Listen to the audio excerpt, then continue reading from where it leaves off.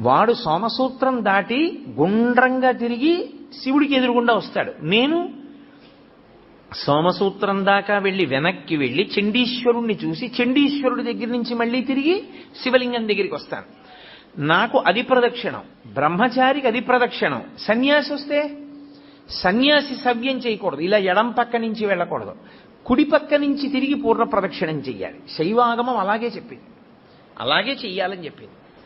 కాబట్టి శివాలయంలో ప్రదక్షిణము అందరికీ ఒక్కలా ఉండదు. శివాలయంలో ప్రదక్షిణం చేసేటప్పుడు పదఘట్టన వినపడకూడదు. మీ అడుగుల చప్పుడు కాని వినపడిందా ప్రదక్షిణం చేసేటప్పుడు మహాపాపం వేస్తారు ఖాతాలో. పాదాల చప్పుడు వినపడకుండా ప్రదక్షిణం చేస్తే పరమశివుడు అంత ప్రసన్నుడవుతాడు. శివాలయంలో ప్రదక్షిణం చేత వచ్చేస్తుందంతే శక్తి అంతా.